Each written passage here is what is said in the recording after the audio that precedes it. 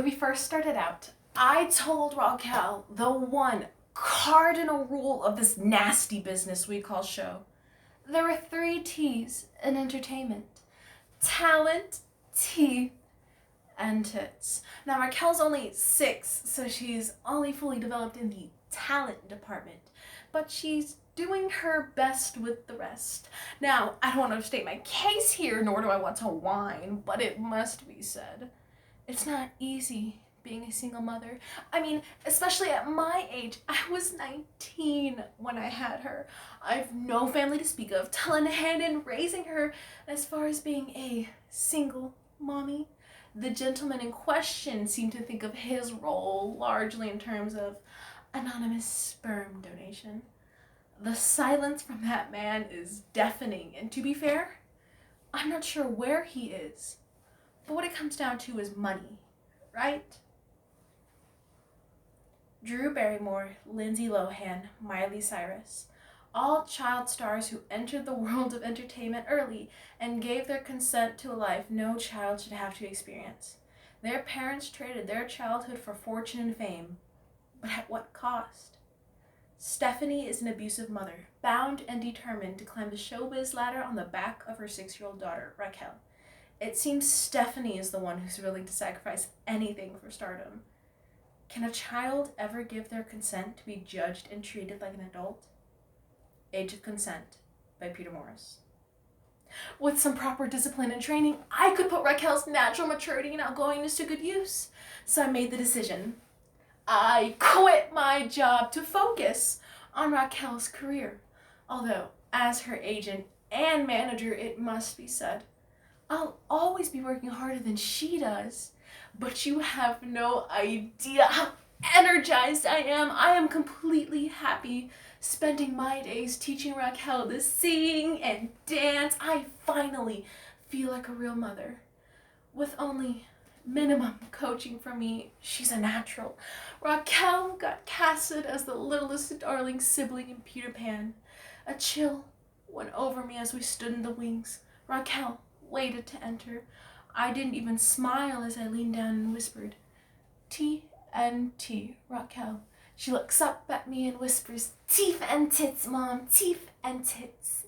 And so she grins and thrusts and enters, and all eyes are on her.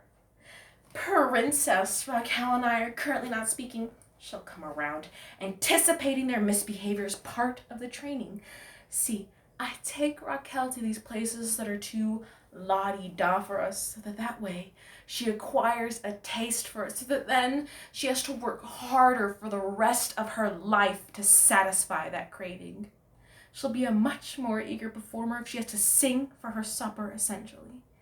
But she's been so gloomy lately. I'd suspect it's overwork, only I maintain a far more punishing schedule than she does. I'm the one who's responsible for every appointment, every meet and greet, every audition that she ruins for us. We get into these little standoffs and it just feeds on itself and gets worse and worse. And that she just ruins the audition, and that makes me livid. Like today was unforgivable, really. They're changing cast right in Les Mis. And you have no idea how hard I fought for the audition. I coached Raquel into perfect poignancy and everything. I mean, you know the show. And I told her, I said, Raquel, I don't want there to be a dry seat in there when you're through. I want you to make them weep. And I gave her a Chinese bird and I pushed her on stage and she was spellbinding. Little hairs on the back of my neck standing up. And I realized Raquel does honestly have what it takes. Until the last verse, when she actually started to cry. And it was a nice effect, but then she just stopped singing and started crying, Mommy, Mommy. It just evaporated, that magic. It's clear she's not a pro. She's only 6, but if she can't do it now, when is she going to do it?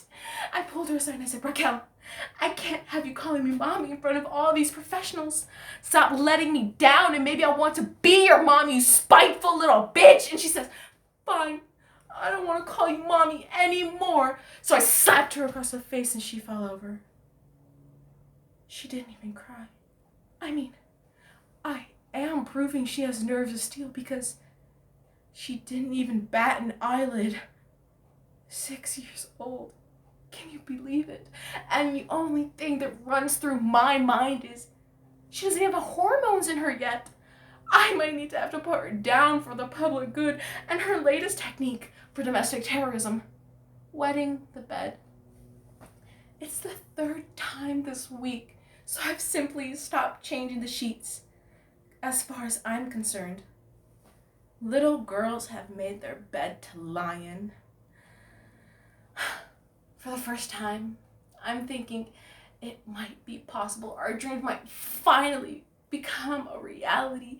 Raquel and I have learned that there is a God and his name is Desmond Vrati. We were sitting in a park when a very distinguished older man came strolling up and started looking at Raquel. And she didn't even look her best. Now that's star quality. He says, "Madam, you have a beautiful daughter." And he reaches into the pocket of his business suit and extracts a card. Desmond Vrati, director, film and television. And I think this might be the answer to our prayers. He's a bloody director. And before I even know it, he's casted Raquel in a feature role in a commercial. And he was so attentive to Raquel and the money. Let's just say the contract was very, very generous. When the first time we went into the studio, I had to fill out a whole sheaf of forms giving my permission for Raquel to be filmed until I got to a page that said consent, as in parental consent. Imagine raising your child so well that they finally start becoming what you've always wanted. I had been so angry with Raquel with the talking back and the pissing, but now she's like a perfect dream of obedience.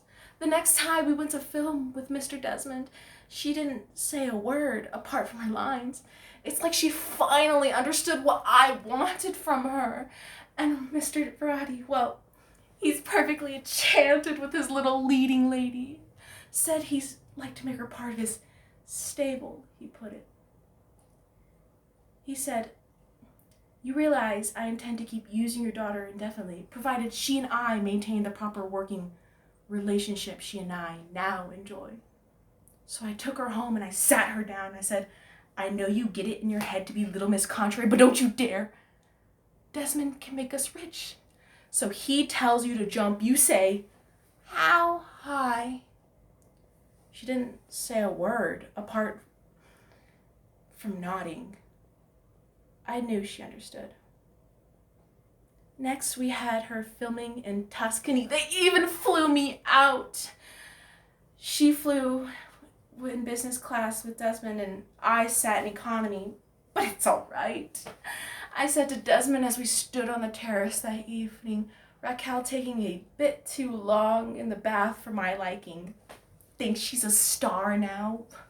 I said to him, "This is a country for romance, a passionate man like you. I know you feel it." And he said, "Passion is the air I breathe." And Raquel turned up and started looking at us that same way she has been these past few days, kind of accusatory, popping her eyes out at you. The next morning, they decided not to film for some reason, and Desmond came up with a little hamper in his hand and says, "Where's Raquel?" She was hiding, so we fetched her out, and he says, "Little lady, I've come to invite you to a picnic." She seemed a bit reluctant, and off they went. I watched them walk down to his car, Desmond with a picnic basket, and Raquel reaching up to clench his pinky finger. And I realized he's done so much. I know I'll never be able to forget this man, and Raquel won't either. As for now, you have no idea how nice it is to be alone. Thank you.